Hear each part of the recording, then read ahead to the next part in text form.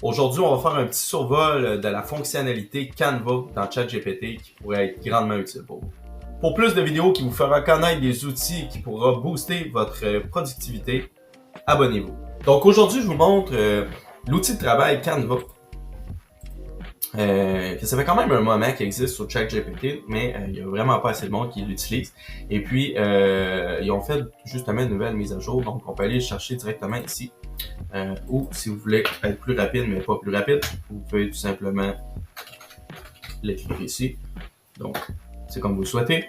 Et je vais vous donner deux exemples aujourd'hui. Donc, il y a possibilité de faire plein d'affaires avec ça. On va le voir plus tard. Mais moi, les exemples que je vais vous donner aujourd'hui, ça va être la rédaction d'un article et puis la rédaction d'un code pour un jeu de dames. Donc, on commence avec l'article. Donc, vous voyez que ça fait un peu changement de ChatGPT comme à l'habitude. Notre fenêtre va être vraiment plus à gauche. Notre fenêtre où on va donner nos directives. Et puis, on a vraiment notre surface de travail qui est directement à droite. En tout temps, vous pouvez copier-coller directement en haut ici au lieu de tout sélectionner le texte. Donc, on va attendre que tout soit écrit et je vais vous montrer qu'est-ce qu'on peut faire avec ça. Donc, notre texte est 100% rédigé. La grosse différence avec ça, c'est qu'avant, exemple qu'on voulait faire une rédaction de texte sur ChatGPT, il fallait l'emmener vers notre Word ou Google Doc pour faire nos modifications nous-mêmes. Après ça, aller rechercher des choses qu'on voulait ajouter, c'était du taponnage. Là, maintenant, on peut tout modifier directement dans Canva. Donc, on peut mettre les lettres majuscules, on peut mettre des mots en gras, en italique, on peut même demander de changer des sections. On peut revenir faire back si on veut. Donc, je pourrais lui dire de me changer le titre. Donc, il va changer uniquement le titre parce que c'est uniquement le titre que j'ai sélectionné. Okay? Il y a possibilité de faire beaucoup plus avec ça. Ici, vous avez le petit crayon à droite, donc vous pouvez bourrer ça d'emoji. Donc, je vous laisse utiliser ça. Selon moi, il en met vraiment beaucoup trop, mais vous pouvez le tester de votre côté. Sinon, ici, il y a possibilité pour la touche finale, en fait, de polir un peu le tout.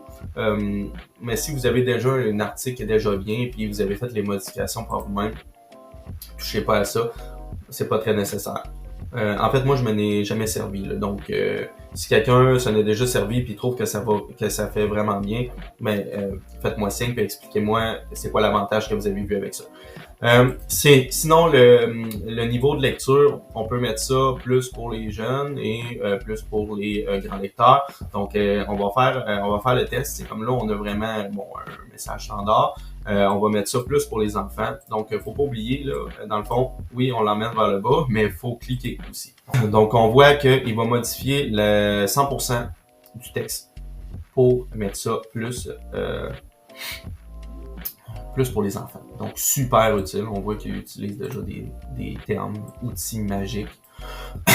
Donc, GPT est génial. Vous voyez, c'est même un peu plus court aussi. Donc, il a compris que si on met ça pour un auditoire plus jeune, ben, il va falloir raccourcir le tout. Donc, il y a possibilité de faire ça. Nous, dans notre cas, on va remettre ça. Je vais faire back. On va remettre ça comme c'était. Et puis, je vais vous montrer aussi la possibilité d'ajouter ou de rendre le texte plus petit ou plus long. Ok, donc si vous aimez ça comme ça, vous le laissez comme ça. Mais exemple, vous dites moi j'aimerais avoir plus de mots. Mais vous pouvez grossir la longueur du texte. Donc comme vous voyez, le texte est plus long. Et puis, il nous détaille tout là à gauche ici. Là. Donc ça c'est très intéressant pour ça. Donc, on va y aller pour notre exemple de code maintenant. Donc, pour le code maintenant, je demande en code Python de me créer un jeu de dames.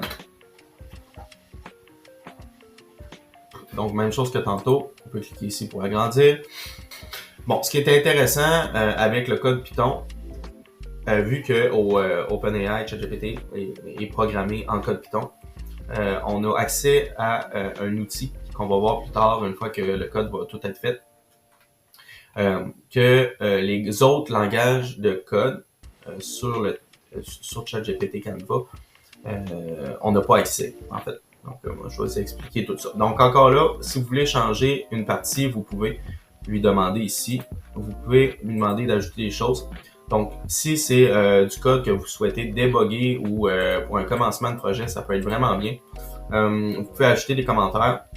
Adlog, ça, je vous laisse les programmeurs de me dire à quoi ça sert. Sinon, Fixbug, vous pouvez fixer vos bugs. Donc, le langage ici, vous pouvez changer le langage. Donc là, il est en Python. On va le mettre en JavaScript. Je vais vous montrer. Vous allez voir ici, là, ça va disparaître. OK? Donc, je veux vous l'observer pour plus tard. Donc, on va le mettre en JavaScript. Donc, comme vous voyez, il a disparu. Donc, vous avez quand même accès à tout le code. Vous voyez tout ce que vous voulez faire. Puis, si vous voulez vraiment voir les résultats, ben vous pouvez faire copier puis aller directement dans votre surface de travail pour tester le tout. Donc là, il nous l'a mis en JavaScript. Je vais le remettre en code Python pour vous montrer ce qui est le fun avec le code Python, qui offre pas pour les autres langages pour l'instant.